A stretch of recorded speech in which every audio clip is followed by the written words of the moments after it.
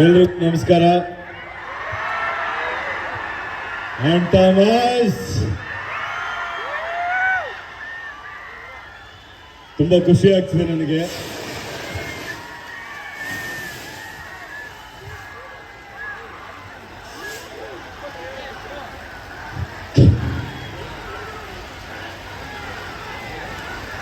ಇವತ್ತಿಲ್ಲಿಗೆ ಬರೋದಕ್ಕೆ ಮುಖ್ಯವಾದ ಕಾರಣ ಆಗಲೇ ಎಲ್ಲರೂ ಹೇಳಿದ್ರು, ನಿಮಗೂ ಗೊತ್ತು.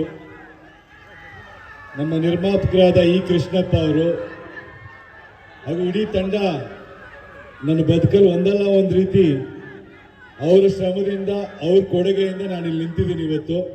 ಸೊ ಅದಕ್ಕೋಸ್ಕರ ಇಲ್ಲಿ ಬಂದಿದ್ದೀನಿ. ನಾನು ಮೊದಲೊಂದು ಚಿಕ್ಕ ಇನ್ಸಿಡೆಂಟ್ ಹೇಳಕ್ಕೆ ಇಷ್ಟಪಡ್ತೀನಿ. ಯಾವ ಥರ ವ್ಯಕ್ತಿತ್ವ ಇ ಕೃಷ್ಣಪ್ಪ ಅವ್ರದ್ದು ಅಂತ ಹೇಳೋದಕ್ಕೆ.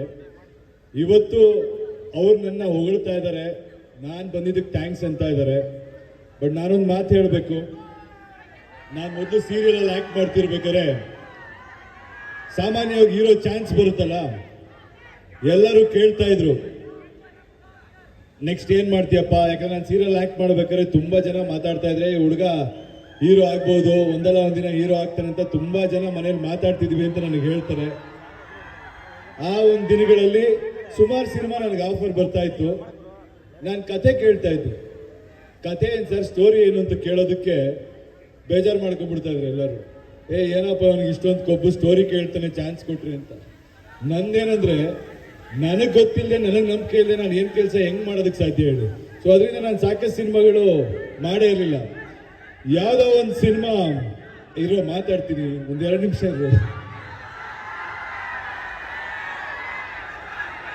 ಯಾವುದೋ ಒಂದು ಸಿನಿಮಾಲಿ ಅವಕಾಶ ಬಂತು. ಒಬ್ರು ಮ್ಯಾನೇಜರ್ ನನಗೆ ಹೇಳಿ ಕಳಿಸಿದ್ರು, ಅಲ್ಲೋ ನೀವು ಕೂಗ್ತಾ ಇರಿ, ನಾನು ಹೆಂಗ್ರೋ ಮಾತಾಡಲಿ, ಒಂದು 2 ನಿಮಿಷ ಇರೋ. ನನಗೆ ಅವಕಾಶ ಬಂತು. ನಾನು ಶೂಟಿಂಗ್ ಕಂಟಿನ್ಯೂಸ್ ಮಾಡ್ತಿದ್ದೆ, ಹೋಗೋಕ್ಕಾಗಿರ್ಲಿಲ್ಲ. ಒಂದಿನ ಹೋದೆ, ಕೆಳಗಡೆ ಪ್ರೊಡಕ್ಷನ್ ಮ್ಯಾನೇಜರ್ ಸಿಕ್ಕಿದ್ರು.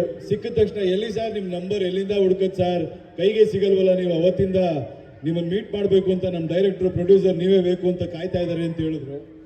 ಹೌದಾ ಸರಿ ಅಂತ ನಾನು ಹೋದೆ. ಮೇಲೋಗಿ ಆ ಹೋಟೆಲ್ ರೂಮ್ ಇತ್ತು. ರೂಮ್ ಒಳಗೆ ಹಿಂಗೆ ಎಂಟ್ರ್ ಆದ ತಕ್ಷಣ ಅವ್ರಿಗೆ ನೋಡಿದ್ರು. ನನ್ನ ನೋಡಿಬಿಟ್ಟು, ಯಾರು ಏನು ಹೇಳಿ ಏನಾಗಬೇಕಿತ್ತು ಅಂದರು. ಕೆಳಗಡೆ ಮ್ಯಾನೇಜರ್ ಹೇಳಿದ್ದ, ನಿಮಗೋಸ್ಕರ ಹುಡುಕಾಡ್ತಿದ್ದಾರೆ ಸರ್ ಅಂತ. ಮೇಲೆ ಹೋದ್ರೆ ಹಂಗಂದ್ರು. ನನಗೆ ಸ್ವಲ್ಪ ಗೊತ್ತಾಯ್ತು, ಯಾಕೋ ಡವ್ ಮಾಡ್ತಿದಾರಲ್ಲಪ್ಪ ಇವರು ಅಂತ. ನಮ್ಗಂಥ ವಿಷಯ ಬಂದರೆ ಸ್ವಲ್ಪ ಟ್ರಿಗರ್ ಆಗುತ್ತೆ ನ್ಯಾಚುರಲ್ ಆಗಿ. ಹೇಳಿ ಸರ್ ಏನು ಸಮಾಚಾರ, ಹಿಂಗೆ ಬರಕ್ಕೆ ಕೇಳೋದಂತೆ ಅಂದರು. ಫೋಟೋ ಇದೆಯಾ ನಿಮ್ಮದು ಅಂದರು. ಇಲ್ಲ ಫೋಟೋ ಇಲ್ಲ ಅಂದೆ. ಏನ್ರಿ ಆ್ಯಕ್ಟರ್ ಆಗಬೇಕು ಅಂತಿದ್ರೆ ಫೋಟೋ ತೆಗ್ಸಲ್ವಾ ಅಂದರು. ಸರ್ ನಾನು ಫೋಟೋ ತಗೊಂಡು ಎಲ್ಲೂ ಹೋಗಿಲ್ಲ ಸರ್, ಯಾರು ನನ್ನ ಕೇಳಿ ಕೆಲಸ ಕೊಡ್ತಾರೋ ಅದನ್ನು ಭಕ್ತಿಯಿಂದ ಮಾಡ್ತೀನಿ ಸರ್ ಅಂತ ಹೇಳಿದೆ. ಅದಾದ್ಮೇಲೆ ಕತೆ ಕೇಳಿದ್ದಕ್ಕೆ ಕತೆ ಹೇಳಲಿಲ್ಲ, ಅವತ್ತು ಬಿಟ್ಟು ಬಂದ್ಬಿಟ್ಟೆ. ಅದಾಗಿ ಸ್ವಲ್ಪ ದಿನ ಆದಮೇಲೆ